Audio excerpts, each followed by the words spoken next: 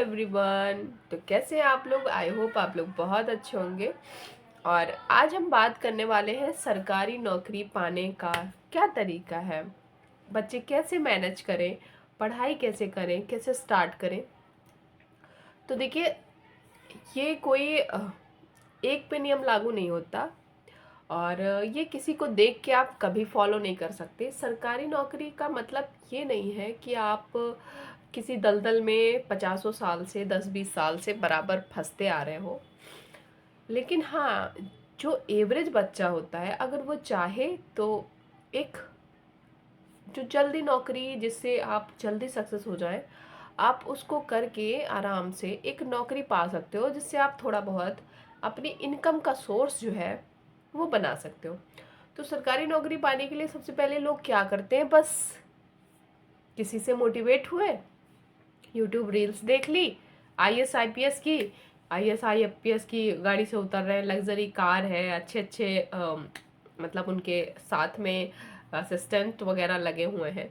और वो क्या करते हैं, सारी बुकें खरीद लाते हैं, 6 to 12 यूपीएससी की बुक्स ले लेते हैं और तैयारी में लग जाते हैं। देखिए, कोई भी एवरेज बच्चा जो ये ऐसा करता है वो गलत है। अगर आपको किसी भी कॉम्पिटिटिव एग्ज़ाम की तैयारी करनी है तो आपको पहले उस पर ब्रीफ नॉलेज करना पड़ेगा। सबसे पहले आप एक ऐसी नौकरी ले लो जो आपको थोड़ा सेटलमेंट दे पाए, जैसे कि लाइक उसके थ्रू आप किसी बड़ी नौकरी को कर पाओ। जैसे मान लीजिए आपके पास में अभी आपकी मैथ कमज़ोर है, आपकी जीएस कमज़ोर है, आपकी हिंदी कमज़ोर है, बट आप सीधे यूपीएससी कूद रहे हो। मेरी बात समझो। तो आपको क्या होगा कि आपको वहाँ पे ही कुछ नहीं समझ में आएगा। जो बच्चा नौकरी कर रहा होता है तो वो क्या एक ही नौकरी करके तुरंत थोड़ी ना अप्लाई कर देता है। उसने सैकड़ों पेपर भरे होते हैं, सैकड़ों फॉर्म दिए भरे होते हैं, पेपर देता है, उसका एक्सपीरियंस होता है काफ़ी, उसने काफ़ी कुछ झेला होता है लाइफ में। बहुत सारे पेपर दिए होते हैं, किसी में वो मात भी खाता है, वो बाय लक होता है कि कोई किसी ने एक में फॉर्म भरा और उसका हो गया, वो बाय लक कह सकते हो, या बहुत कड़ी मेहनत। तो उनका माइंड तो एडवांस लेवल होता है।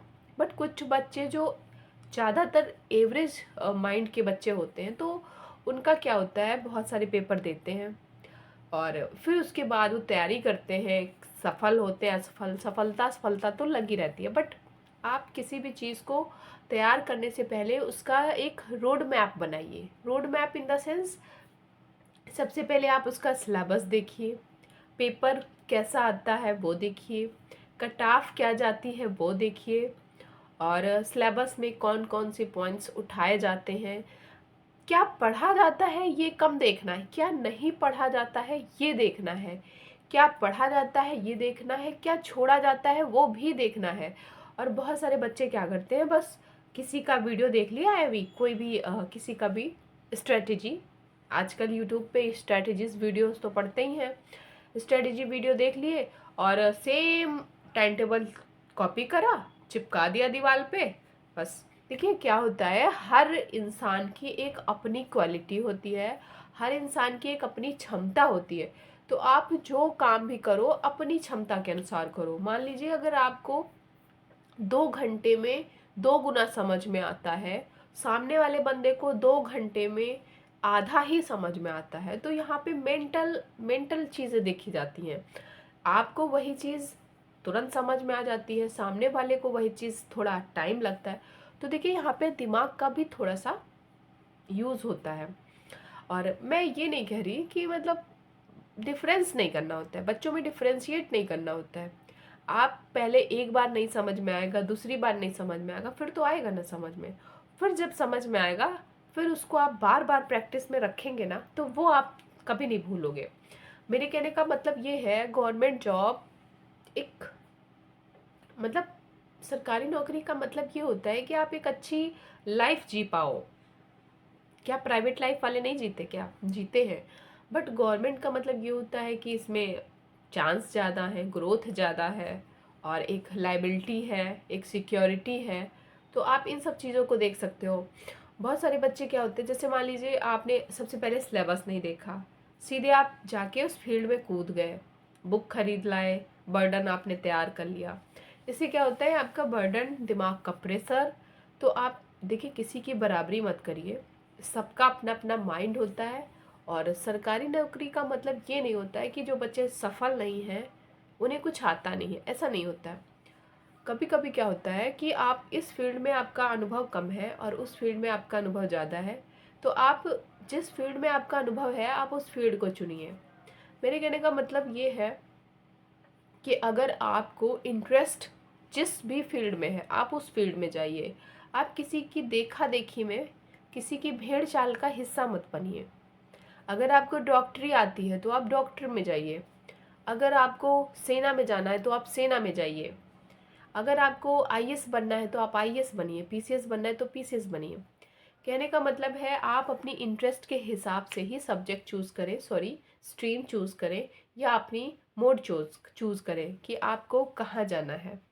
और सरकारी नौकरी तो मैं नहीं कह रही, आधे से ज़्यादा बच्चों की इस समय ज़िंदगी बर्बाद हो रही है, दलदल है।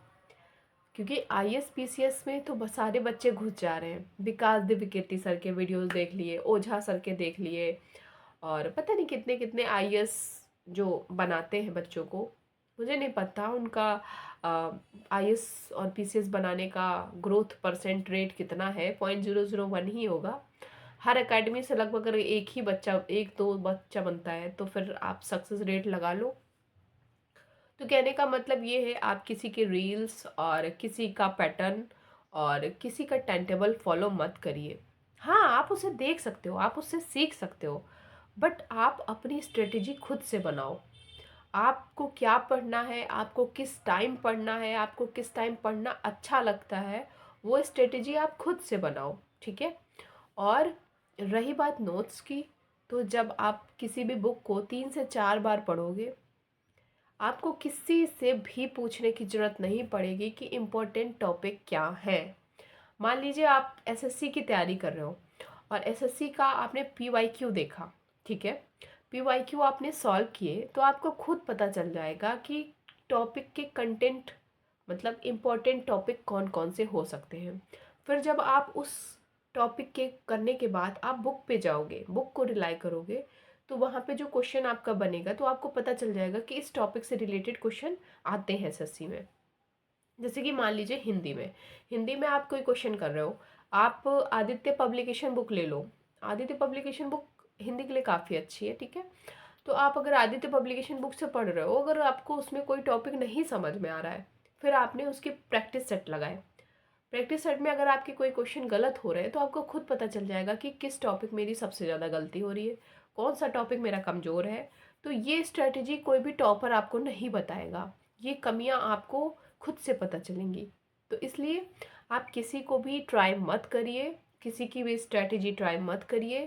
कंटेंट बहुत है, कंटेंट में अगर आप उलझेंगे तो आप खुद नहीं समझ पाएंगे कि क्या पढ़ना है और क्या छोड़ना है। आप उस टॉपिक को पढ़िए जो आपके सिलेबस में है, उस टॉपिक को छोड़िए जो आपके सिलेबस में नहीं है। क्या छोड़ना है ये आपको बहुत अच्छी तरीके से आना चाहिए। और रही बात जॉब की, तो अगर आप, कोई भी एवरेज बच्चा फर्स्ट टाइम नहीं निकाल पाता है तो वो 2 4 पेपर दे के निकाल ही पाता है अगर वो मेहनत कर रहा है, ठीक है। और किसी भी रील्स को देख के, किसी भी देखिए, रील्स 2 सेकेंड, 5 सेकेंड, 10 सेकेंड की होती है, बट मेहनत 2 3 4 5 6 7 सालों की होती है, ठीक है। तो आप किसी भी आईएएस आईपीएस की रील्स देख के या किसी से ऐसे ही मोटिवेट हो के तुरंत किसी भी फील्ड में ना भागिए। पहले आप उसको जज करिए, आप उसकी तह तक जाइए। कहने का मतलब है सिलेबस देखो, पैटर्न देखो, पीवाईक्यूज देखो, आपका माइंड कहाँ तक है वो देखो। उसके बाद आप किसी भी क्षेत्र में कूदिए, पढ़ाई आप करिए। अगर आप एवरेज हैं तो आप एक एवरेज दर्जे की नौकरी से स्टार्ट करिए, फिर उसमें फॉर्म डालिए, उसमें फॉर्म डालिए। तभी आप रिलाई कर पाओगे कि मुझे कैसे तैयारी करनी है, मैं कैसे तैयार करूँ तो मेरा ये हो जाए वो हो जाए। चीज़ें मैनेज करना भी आना चाहिए और आप खुद का शेड्यूल बनाओ, क्योंकि किसी दूसरे का टाइम टेबल फॉलो करना आपके बस की बात नहीं है और ना ही हो सकती है। कोई डे वाला है, कोई नाइट में पढ़ता है, तो सबकी स्ट्रेटजीज अलग होती हैं। कोई कोई करंट अफेयर न्यूज़पेपर से बनाता है, कोई करंट अफेयर किसी की वीडियो से पढ़ता है, कोई करंट अफेयर महीने की मैगज़ीन से पढ़ता है, 1 मंथ की मैगज़ीन से, कोई करंट अफेयर डेली पढ़ता है, तो आप कंफ्यूज हो जाओगे। आप अपने दिमाग से काम करो कि आप कैसे मैनेज कर पाओगे चीज़ों को, ठीक है। और हो सके तो आप अपनी चीज़ें खुद से मैनेज करो, छोटे छोटे नोट्स बनाओ, ज़्यादा बुकों की तुलना में 1 बुक प्रेफर करो, 1 बुक होनी चाहिए और उसको 4-5 बार पढ़ाई करो, है ना। और फिर आप देखो कि आप जो टेस्ट दे रहे हो, टेस्ट में कितने नंबर आ रहे हैं वो छोड़ो, टेस्ट का जो आप समरी बाद में करते होगे, क्या गलतियां हुई, उन गलतियों को सुधारो, किस टॉपिक में गलतियां हुई उन टॉपिक्स को सुधारो। फिर आप देखो नंबर बढ़ते भी हैं और आप में काफ़ी सुधार होगा। और आप अपनी स्ट्रेटजी खुद बनाओ, फिर उसके बाद में आप देखो कि आप धीरे धीरे धीरे धीरे किस लेवल तक जाते हो।